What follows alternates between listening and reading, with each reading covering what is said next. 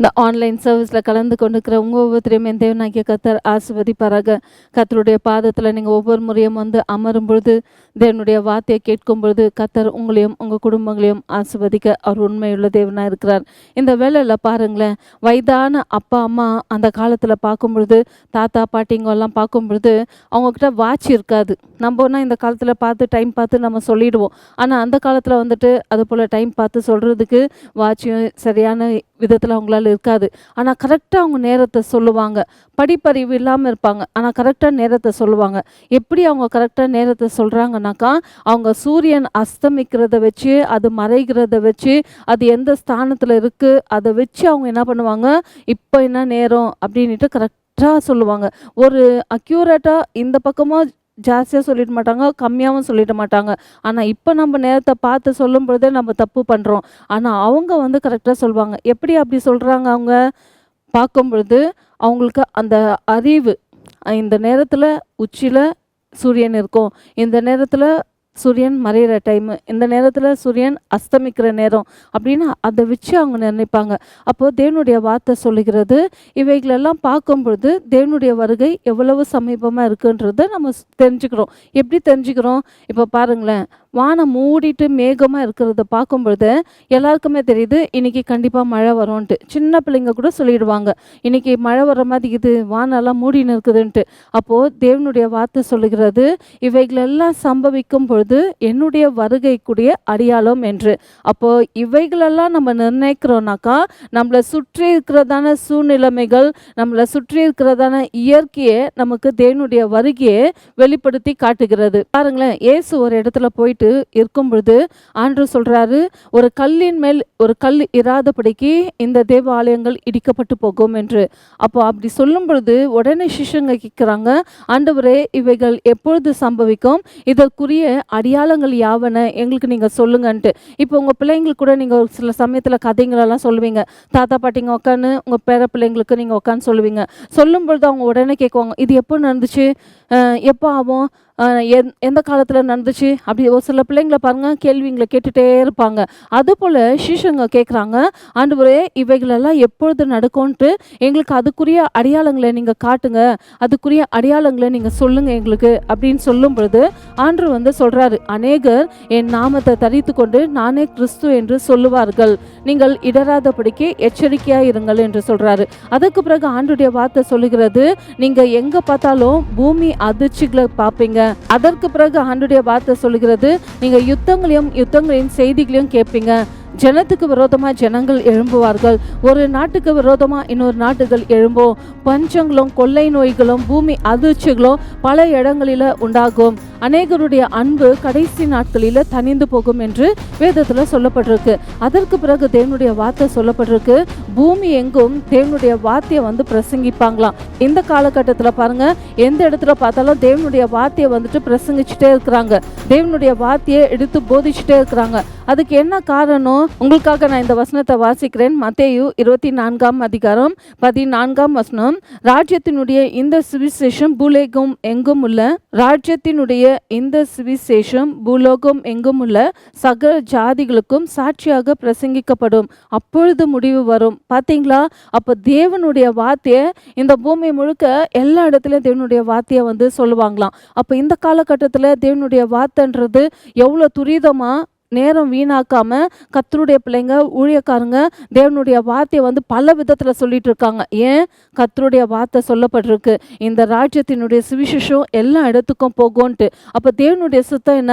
ஒரு பிள்ளைங்களும் கெட்டு போகக்கூடாது, ஒரு பிள்ளைகளும் அழிஞ்சு அவங்க நரகத்துக்கு போயிடக்கூடாது. இயேசுக்கிட்ட அவங்க வரணுன்றதுனால தான் இந்த ராஜ்யத்தினுடைய சுவிசேஷம் எல்லா இடத்துக்கும் கடந்து போய் கொண்டு இருக்கிறாங்களாம். புரிஞ்சுச்சுங்களா? அது மட்டும் இல்லை, கடைசி நாட்களில் தானியேலில் சொல்லப்பட்டிருக்கு, மனுஷனுடைய அறிவு பெருகி போகுங்களாம். பாருங்களேன், நம்ம ஒரு ரெக்கார்டு எடுத்து பார்க்கும்போது 1991 பார்க்கும்போது எல்பிஜி அது மட்டும் தான் இருந்துச்சு. எல்பிஜினா லிபரலைசேஷன், ப்ரைவேட்டைசேஷன், குளோபலைசேஷன். ஆனால் இந்த 2026 பாருங்க, எல்லாத்துக்கு பார்த்தாலும் ஏஐன்றாங்க, இன்னும் ஆர்டிஃபிஷியல் இன்டெலிஜென்ஸ். அப்போ பார்க்கும்பொழுது 1991 நம்ம பார்க்கும் பொழுது எல்லாமே பேங்க் வேலை அந்த மாதிரி எந்த துறையில் நீங்கள் போய் பார்த்தாலும் எல்லாமே ஸ்லோவாக நடந்துட்டுருக்கோம். ஆனால் இந்த காலகட்டத்தில் பார்க்கும்பொழுது 80% அந்த காலத்தை காட்டிலும் பேங்க் அதெல்லாம் பார்க்கும்பொழுது எல்லாமே டிஜிட்டல் ஆகிட்டு இருக்கு. எல்லாமே 80% முன்னேற்றத்தில் போயிட்டுருக்கு. அப்போ ஆண்டுடைய வார்த்தை சொல்லுகிறது தானியேலில், கடைசி நாட்களில் மனுஷனுடைய அறிவு பெருகி போக்குங்களாம். அப்போ பார்த்தீங்களா, இந்த காலகட்டத்தில் இருக்கிற சின்ன பிள்ளைங்களுடைய அறிவு அந்த அளவுக்கு பெருகி போயிருக்கு. அந்த காலத்தில் பாங்க, உங்களுக்கு ஒரு குழந்தை பிறந்துச்சுன்னா அம்மாங்க சொல்லுவாங்க, வயதான அம்மாங்க, அந்த குழந்தை நம்மளை பார்க்கறதுக்கே 30 நாள் ஆகும். அப்போ தான் அந்த பிள்ளைங்களுக்கு இதுதான் தாய் அப்படின்ட்டு ஒரு மனுஷரை ரெக்கக்னைஸ் பண்ணுறதுக்கு அவ்வளோ நாள் ஆகும்ன்ட்டு இந்த வயதான அம்மாங்க சொல்லுவாங்க. ஆனால் இந்த காலத்தில் நீங்கள் ஒரு குழந்தைய பிறந்த உடனே பாருங்கள், எல்லாவற்றையுமே தெளிவாக பார்க்க ஆரம்பிக்கிறாங்க. இவைகளெல்லாம் பார்க்கும்பொழுது தேவனுடைய வருகை எவ்வளவு சமீபம்ன்றது நமக்கு புரிய வருகிறது. அப்போ கர்த்தருடைய பிள்ளைங்களே, கர்த்தருடைய அடையாளங்கள், கர்த்தருடைய தேவனுடைய வார்த்தை சொல்லப்பட்டிருக்கிறதான காரியங்கள் எவ்வளவு தெளிவாக நடக்கிறது என்று பார்க்கும்பொழுது தேவனுடைய வருகை சமீபம்ன்றது நமக்கு தெரிய வருகிறது. லூக்கா 21:26 சொல்லப்பட்டிருக்கு, இந்த காரியங்கள் எல்லாம் நடக்கும் அப்படின்னு சொல்லும் பொழுது இந்த மனுஷனுடைய இருதயங்கள் எல்லாம் என்ன ஆகும் தெரியுங்களா, சோர்ந்து போயிடுமா. ஐயோ, ஆண்டு வருவாருன்னு சொல்லிட்டு நம்ம பார்த்துட்டு இருக்கிறோமே, இன்னும் வரலையேன்ற மாதிரி அவங்க இருதயம் என்ன ஆகுங்களாம், சோர்ந்து போகுமா. அதுக்கு பிறகு 2 பேதுரு நீங்கள் 3ஆம் அதிகாரம் 3:4 வாசிச்சு பாருங்களேன். ஜனங்களுக்கு நம்ம எல்லா இடத்துலையும் சொல்லிட்டு இருக்கிறோம், ஏசு சீக்கிரமாக வராரு, சீக்கிரமாக வரப்போகிறாரு, நீங்கள் ஆயத்தமாகுங்க, அவர் வருகிறதுக்கு வேண்டிய அடையாளம் காணப்படுகிறது, நீங்கள் ஆயத்தமாகுங்க. நம்ம அப்படி சொல்லும் பொழுது அவங்க சொல்கிறாங்க, நம்மளை பார்த்துட்டு என்னன்னு தெரியுங்களா சொல்கிறாங்க, அந்த நாள்லேருந்து தான் இதே வார்த்தை சொல்லிகிட்டே இருக்கிறீங்க, உங்கள் பிதாவின் நாட்களிலேருந்து நீங்கள் சொல்லிட்டு தான் இருக்கிறீங்க, எங்கே இயேசு வந்துட்டாரு அப்படின்னு சொல்லிட்டு நம்மளை பரியாசம் பண்ணுறாங்களாம். அப்போ கர்த்தருடைய வார்த்தை இப்போ சொல்லப்பட்டிருக்குங்களா, 2000 வருஷத்துக்கு முன்னாடி எழுதப்பட்ட தேவனுடைய வார்த்தைகள், அந்த காலகட்டத்தில் சொல்லப்பட்டு எழுதப்பட்டதான காரியங்கள் இந்த காலத்தில் அப்படியே ஜனங்க நம்மளை பார்த்து கேட்குறாங்க பாருங்க. அப்போ கர்த்தருடைய பிள்ளைங்களே, மேலும் கடைசி நாட்களில் இந்த காரியங்கள் எல்லாம் சம்பவிக்கும் என்று தேவனுடைய வார்த்தை சொல்லப்பட்டிருக்குன்னா அந்த காலத்துலேருந்து தான் சொல்லிட்டு இருக்காங்க. ஆனால் அந்த காலத்தை காட்டிலும் இந்த காலத்தில் அதிகமாக ஆகும் பொழுது தேவனுடைய வருகை எவ்வளவு சமீபம்ன்றது நமக்கு தெரிய வருகிறது. நீங்கள் அதே மத்தேயு 24ஆம் அதிகாரத்தில் வாசிச்சு பாருங்க, என்ன சொல்லப்படுகிறது தெரியுங்களா, நோவாவின் காலத்தில் சம்பவித்தது போலவே மனுஷகுமாரனுடைய நாட்களிலும் சம்பவிக்கும் என்று. அப்போ நோவாவின் காலத்தில் என்ன நடந்துச்சு, பேழையை கட்டுனாங்க, பேழைக்குள்ளே அந்த குடும்பம் மட்டும் தான் போய் காக்கப்பட்டுச்சு. அப்போ நோவா சொல்லலைங்களா தேவனுடைய வார்த்தையை, எல்லா ஜனங்களுக்கு தேவனுடைய வார்த்தையை சொல்லிக்க மாட்டாருங்களா, நீங்கள் ஏன் தரையில் பேழையை கட்டுறீங்கன்னு கேட்கும் பொழுது அந்த வரப்போகிற ஜனங்களுக்கெல்லாம் சொல்லியிருப்பார் இல்லைங்களா. தேவனுடைய வார்த்தையை கேட்டாங்களா, அந்த பக்கமாக தேவனுடைய வார்த்தை கேட்டு தேவனுடைய வார்த்தை என்ன சொல்லப்படுகிறது என்று அவங்க தலை சாத்து தேவனுடைய வார்த்தையை அவங்க கேட்டாங்களா, அவங்க கேட்க கிடையாது. ஏன், அந்த இருதயத்தில் கர்த்தரை ஏற்றுக்கணுன்ற அந்த மனசு இல்லாமல் இருந்துச்சு. தேவ வார்த்தையை நோவா சொல்லும் பொழுது அது கேட்கிற மனது இல்லாமல் இருந்துச்சு. அப்போ ஜலப்பிரயாயம் வர்றது அவங்களுக்கு தெரியாமல் இருந்துச்சு. ஜலப்பிரயாயம் வாரிக்கொண்டு போகிறது அவங்க உணராத இருந்தாங்க. அப்போ அந்த பேழைக்குள்ளாக இந்த குடும்பம் மட்டும் தான் போய் காக்கப்பட்டது. அதுக்கு பிறகு ஜலப்பிரயாயம் எல்லாரையும் வாரிக்கொண்டு போகிற வரைக்கும் அவங்க உணராததான் இருந்தாங்க. பார்த்தீங்களா, அப்போ அவங்களுக்கு மழைனா என்னன்னு தெரியாது இருந்துச்சு. அப்போ இவங்களுக்கு புதுசாக அந்த மழை வருது, நம்ம எல்லாம் சாக போகிறோம், நம்ம அழிஞ்சு போகிறோம் அப்படின்ட்டு அவங்களுக்கு தெரியாமல் இருந்துச்சு. அதே போல தான் இந்த காலத்தில் நம்ம எல்லாருக்கும் சொல்லிட்டே இருக்கிறோம், ஏசு சீக்கிரமாக வரப்போகிறார். கர்த்தராகிய இயேசு கிறிஸ்து சொன்ன வார்த்தைகள் ஒவ்வொன்றும் நடந்து கொண்டு இருக்கிறது. அவர் சீக்கிரமாக வரப்போகிறார் என்று சொல்லும் பொழுது அவங்களுக்கு இயேசுவை ஏற்றுக்கணுன்ற மனசு இருக்குங்களா, அற்புதம் நடக்கணும், இயேசு கிட்ட போனால் அற்புதம் நடக்கும் அப்படின்ட்டு அதுக்காக தான் வராங்களே தவிர, ஆனால் இயேசுவை ஏற்றுக்கணும், இருதயத்தில் தன் சொந்த ரட்சகராக அவரை நம்ம ஏற்றுக்கணுன்ற அந்த உணர்வு இல்லை. ஏன் அந்த உணர்வு இல்லை, அந்த உணர்வு இல்லாத இருதயம் அவங்களுக்கு செத்து போயிருக்கு. அப்போ கர்த்தருடைய பிள்ளைங்களே, நீங்கள் நன்றாக தெரிஞ்சுக்கொள்ளுங்க, இந்த காரியங்கள் இந்த சம்பவங்கள் எல்லாம் நடக்கும் பொழுது தேவனுடைய வருகை ரொம்ப சமீபமாக இருக்கு. உங்களுக்காக நான் ஒரு வசனத்தை வாசிக்கிறேன், நீங்கள் கவனிச்சு பாருங்க. மத்தேயு 10ஆம் அதிகாரம் 21ஆம் வசனம், சகோதரன் தன் சகோதரனையும் தகப்பன் தன் பிள்ளையையும் மரணத்துக்கு ஒப்பு கொடுப்பார்கள், பெற்றோருக்கு விரோதமாக பிள்ளைகள் எழும்பி அவர்களை கொலை செய்வார்கள். பார்த்தீங்களா தேவனுடைய வார்த்தையை.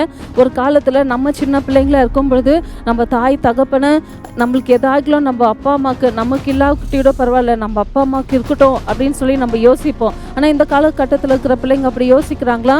சின்ன சின்ன பிள்ளைங்க தாய் தகப்பனுக்கு விரோதமாக எழும்புறாங்க. தன் சொத்து வேணும், ஆஸ்தி வேணும், இந்த தாய் அந்த தகப்பனை உயிரா இருக்கிறதுனால தானே நமக்கு இதெல்லாம் கிடைக்க மாட்டேங்குதுன்னு எழும்பி அவங்கள சாகடிக்கிறாங்க, அவங்கள கொலை பண்றாங்க. அவ்வளோ துணிகரம், அவ்வளோ தைரியம் எப்படி வந்துச்சு? தேவனுடைய வார்த்தை சொல்லப்படுகிறது, கடைசி நல்ல ஜனங்க வந்துட்டு இப்படிதான் பகைப்பாங்க, இப்படிதான் ஒருவருக்கு ஒருவர் எழும்புவாங்க, தாய் தகப்பனே பிள்ளைங்க கொலை பண்ணி சாகடிப்பாங்க. இந்த காலத்துல நீங்க எவ்வளவு காரியங்களை கேள்விப்படுறீங்க. பிள்ளைங்க எழும்பி தாய் தகப்பனுங்களை கொலை பண்ணாங்க, சொத்துக்காக கொலை பண்ணாங்க, அவங்கள சாகடிச்சாங்க. இந்த சொத்து இந்த இடத்துல இருக்குன்னுட்டு அபகரிக்கிறதுக்காக ஃப்ரெண்ட்ஸுங்க எல்லாம் பிளான் பண்ணிட்டு அவங்க அப்பா அம்மாவை சாகடிச்சாங்க. அப்படி எவ்வளவு காரியங்களை நீங்க கேட்குறீங்க. எவ்வளவு இடத்துல வந்து பிள்ளைங்களை பெற்றவங்க சாகடிச்சாங்கன்னு கேட்குறீங்க. இந்த காரியங்கள் எல்லாம் அந்த காலத்துல நடந்துட்டு இருந்துச்சுங்களா? ஆனா இந்த காலத்தினுடைய எண்ணிக்கைன்றது அதிகமாயிட்டு இருக்கு. அப்ப இவைகளெல்லாம் பார்க்கும்போது தேவனுடைய வருகை ரொம்ப சமீபமா இருக்கு. ஏன் கர்த்தருடைய வார்த்தை இவ்வளவா துரிதமா எல்லாம் ஊழியக்காரங்க சொல்லிட்டு இருக்காங்க? ஒரு ஆத்மாவும் கெட்டு போக கூடாது, ஒரு ஆத்மாவும் நரகத்துக்கு போயிடக்கூடாது, நித்திய ஜீவனை அவங்க அடைஞ்சுக்கணும், இயேசுக்கிட்ட அவங்க வரணும். மரணத்துக்கு பிறகு நமக்கு ஒரு வாழ்க்கை இருக்கிறது. எந்த நேரத்திலேயாகிலும் மனுஷங்க மரிச்சாக்கா இயேசுவை ஏற்றுக்கொண்டவர்கள் அவர்கள் பரலோகத்துக்கு போவார்கள். இயேசுவை ஏற்றுக்கொண்டவர்கள் அவர் இயேசு எந்த இடத்துல இருக்கிறாரோ அந்த இடத்துல அவங்க போய் நித்தியமா தங்குவாங்க. அப்போ இயேசு நமக்கு வேண்டான்னு சொல்லி இந்த பூமியில நம்ம நிராகரிச்சோம்னா நம்மளால இயேசு கிட்ட போக முடியாது. அதனாலதான் கர்த்தருடைய ஊழியக்கார பிள்ளைங்க எழும்பி போய் தேவனுடைய வார்த்தையை சொல்றாங்க. ஏன்னா ஒருவரும் கெட்டு போக கூடாது. ஒவ்வொருத்தருக்காக கல்வாரி சிலுவையில அவருடைய ரத்தத்தை சிந்திக்கிறாரு. ஒரு சொட்டு ரத்தமும் சரி, அவர் உடம்புல இருக்கிற தண்ணிங்க கூட எல்லா வெளியே வந்துச்சுங்களாம். ஏன்? அந்த அளவுக்கு கர்த்தராகிய இயேசு கிறிஸ்து நம்ம மேல வைத்த அன்பு, அவருடைய அன்பு பெரியதா இருந்துச்சு. அப்போ ஒரு பிள்ளைங்களை கெட்டு போக கூடாதுன்னு சொல்லிட்டு கல்வாரி சிலுவையில அவர் நமக்காக மறிச்சது மட்டும் இல்ல, அவர் வரப்போகிறது நம்மளை கொண்டு போய் அவரோட என்றென்றைக்கும் நம்ம மகிழ்ச்சியா இருக்கும்படியாக நம்மளை கொண்டு போய் அவரிடத்துல வைத்துக்கொள்ள அவர் வருகிறார். அப்ப அதுக்கு நம்ம ஆயத்தமா இருக்கிறோமா? அது போல நம்ம ஆயத்தமா இல்லாவிட்டால் ஆண்டவர்கிட்ட கேட்க ஆரம்பிக்கலாம். ஆண்டவரே, உம்முடைய வருகையோ என்னுடைய மரணமோ எது என்ன நேரிடும்ன்றது எங்களுக்கு தெரியாது. ஒன்று மரணம் நேரிடும், இல்லைன்னா தேவனுடைய வருகை வந்துவிடும். ஏதோ ஒன்று நம்மள ரெண்டுல ஏதோ ஒன்று சந்திக்கலாம். அப்ப சந்திக்கும் பொழுது நம்ம போய் எங்க போய் நிற்போம்? ஆண்டவர்கிட்ட கேட்கலாம். ஆண்டவரே, என்னுடைய மரணமோ இல்லை உம்முடைய வருகையோ எது இருந்தாலும் ஆண்டவரே என்னை நீங்கள் ஆயத்தப்படுத்துங்க, என் குடும்பத்தை நீங்கள் ஆயத்தப்படுத்துங்க. ஆண்டவரே, இது வேணும் அது வேணும் அது வேணும்ன்ட்டு நம்ம அநேக முறையில் கேட்போம். ஆனால் என்ன ஆயத்தப்படுத்துங்க, என் குடும்பத்தை ஆயத்தப்படுத்துங்க, என் ஃப்ரெண்ட்ஸுங்களை ஆயத்தப்படுத்துங்க, என் உறவினர்களை ஆயத்தப்படுத்துங்கன்ட்டு நம்ம ஒரு நாள்னா கேட்டுருக்குறோமா? ஒரு நாள் தேவனுடைய வார்த்தையை மற்ற ஜனங்களுக்கு நம்ம சொல்லியிருப்போமா? இல்லை இந்த வார்த்தைகளை கேட்கும் பொழுது ஏன் இவ்வளோ ஜனங்க கர்த்தருடைய பிள்ளைங்க தேவனுடைய வார்த்தை இவ்வளோவா போதிச்சுட்டு இருக்கிறாங்க, இவங்க உயிர் போனால் கூட போகுது தேவனுடைய வார்த்தை சொல்லணும்னு சொல்லிட்டு இவங்க இந்த அளவுக்கு துடிச்ச தேவனுடைய வார்த்தையை சொல்கிறாங்களேன்ட்டு ஒரு நாள் நம்ம யோசிச்சுருக்கிறோமா? கர்த்தருடைய பிள்ளைங்களை இந்த காலகட்டத்தில் உயிரோடு இருக்கிற நாம் இவைகளை சிந்திக்க வேண்டும். அப்போ நீங்கள் வந்து சிந்தித்து இந்த காலத்தில் செயல்பட வேண்டும். காலம் சமீபமாக இருக்கிறது. இந்த காலத்தை நீங்கள் பிரயோஜனப்படுத்தி கொள்ளுங்க. இந்த வேலையில் கண்களை மூடி நம்ம செபிக்கலாங்களா? எங்களை அதிகமாக நேசிக்கிறீங்களா அன்பின் தகப்பனே, உமக்கு நாங்கள் நன்றி செலுத்துகிறோம். அப்பா, ஒவ்வொரு நேரத்தையும் காலத்தையும் அப்பா நினைக்கிறவர் நீங்கள். அப்பா கர்த்தாவே, ரஞ்சா இயேசுவின் நாமத்தினால உம்முடைய வருகை எந்த நேரத்தில் ஆகிலும் இருக்கும், இல்லாவிட்டால் எங்கள் மரணம் எந்த நேரத்தில் ஆகிலும் இருக்கும். எப்படி நடந்தாலும் சரி ராஜா, உம்முடைய வருகை சமீபமாய் காணப்படுகிறது. நீங்க சொல்லப்பட்டிருக்கிற காரியங்கள் ஒவ்வொன்றும் தகப்பன நடந்து கொண்டிருக்கிற காலகட்டத்தில் அப்ப நாங்கள் வாழ்ந்து கொண்டிருக்கிறோம். ஒரு பிள்ளைங்களும் கெட்டு போதும் சுத்தம் இல்லையா ராஜா? ஒவ்வொருக்காக கல்வாரி சிலுவையிலும் ரத்தத்தை சிந்திக்கீங்க. அப்பா, இவர்கள் எப்படி ஆகிலும் தேவனிடத்துல வர வேண்டும், அவருடைய ராஜ்யத்துல பிரவேசிக்க வேண்டும் என்று தகப்பன அப்பா உம்முடைய ஊழியக்காரங்க எழும்பி தேவனுடைய வார்த்தையை போதிக்கிறாங்களே.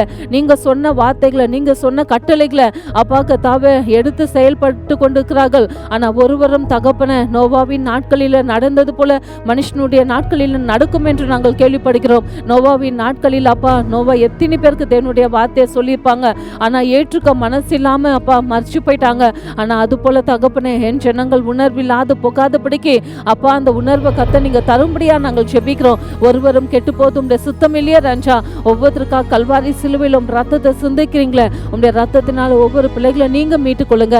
இந்த ஆன்லைன் சர்வீஸ்ல கலந்து கொண்டிருக்கிற ஒவ்வொரு பிள்ளைகளையும், ஒவ்வொரு குடும்பத்தாரையும், உற்றா உறவினர்கள், அவங்க ஏரியாவில் இருக்கிறதான ஜனங்க எல்லாரையும் அப்பா அவர்களை இயேசுவை அறிய வேண்டிய பிரகாரமாய் அவர்கள் இயேசுவை அறிந்து கொள்ள தேவனாகிய கர்த்தர் நீங்க உதவி செய்யுங்க. இந்த ஆன்லைன் சர்வீஸ்ல கலந்து கொண்டிருக்கிற ஒவ்வொரு பிள்ளைகளையும் ஆசீர்வதிங்க. இயேசுவின் நாமத்தினால நாங்கள் ஜெபிக்கிறோம் எங்கள் நல்ல பிதாவே, ஆமென். ஒவ்வொரு வெள்ளிக்கிழமையும் இரவு 7 மணிக்கு சந்தியா ஜெயராஜ் என்ற யூடியூபின் வாயிலாக கர்த்தருடைய வார்த்தை வரும். தொடர்ச்சியாக பார்த்து தேவனுடைய ஆசீர்வாதங்களை பெற்றுக்கொள்ளுங்கள். கர்த்தர் உங்களையும் உங்கள் குடும்பத்தையும் ஆசீர்வதிப்பாராக.